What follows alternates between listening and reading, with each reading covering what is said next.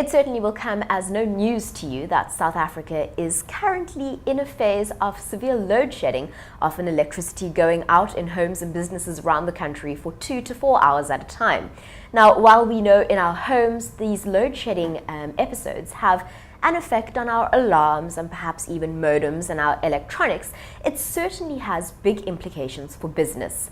I'm joined on the line by George Davis. He's from Risk Benefit Solutions, and he's going to speak to us a little bit more about how we can mitigate the risk of load shedding on our business. George, thanks so much for joining us. Hi, Jerusha. Now, we know that load shedding and power surges has quite an effect on businesses, especially when machinery is involved. Speak to us a little bit more about that. Well, coming from an insurance point of view, we've got to understand what risks you are covered for. Now, previously we have what you know as an operative clause within your insurance policy. In other words, describing the type of cover that you've got. Now, one of the main features of an operative clause basically states what type of damages, etc., are you covered for. So typically within a machinery breakdown type of policy or electric breakdown, it says sudden and unforeseen physical loss or damage to the property insured.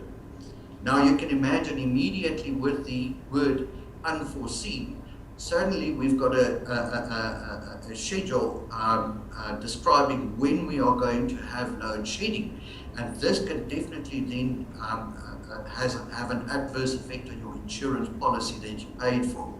So what we are saying is that word unforeseen is suddenly now foreseen, and it could definitely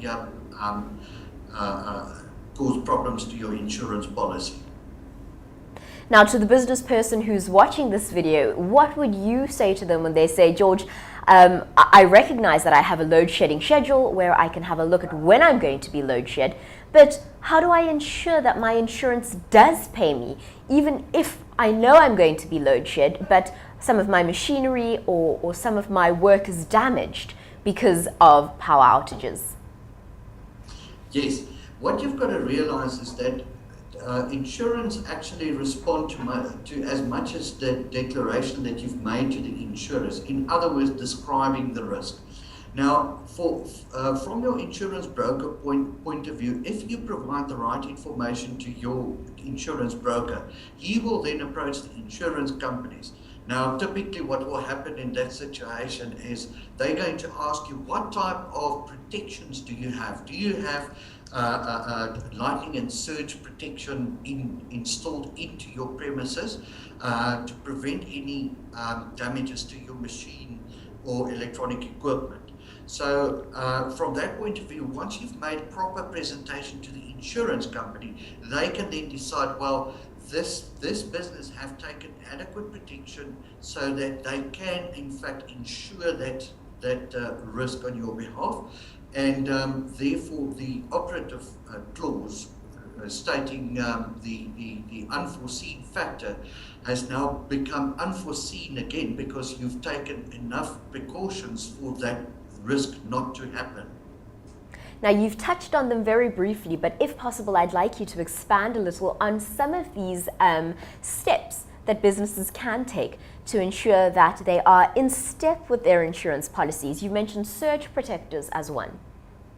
Yes. Okay, as everybody know, you should have your lightning and surge protections for your computers, mainframes, well, basically all of your sensitive electronic equipment. The same goes with big machinery. Today, most of your machinery works on computer equipment. In any case, everything is run via computer equipment, etc. So it is critically important to make sure that you've got those protections in place. But there's a second portion of the risk that people seem to forget or something that we neglect. As a result of the load shedding, the alarm batteries for your alarm and armed response actually goes down. Now, every time that there's load shedding, it compromises the integrity of the battery that is in your alarm system. So what happens, eventually the battery won't last that long, and it will obviously not protect you if there is a burglary. Now, some insurance policies do contain what we call alarm warranty, which basically states that your alarm must be in a good condition, working condition, and you've got to test it on a regular basis. Now, if you haven't done that and that battery goes down and they burgle your premises, then you've got the added risk that the insurance might not respond. Certainly something for all South African businesses to consider. Before you go, won't you tell us a little bit more about your organization, and if somebody's watching this video wants to get in contact and perhaps find out how your organization can help their business, how can they do that?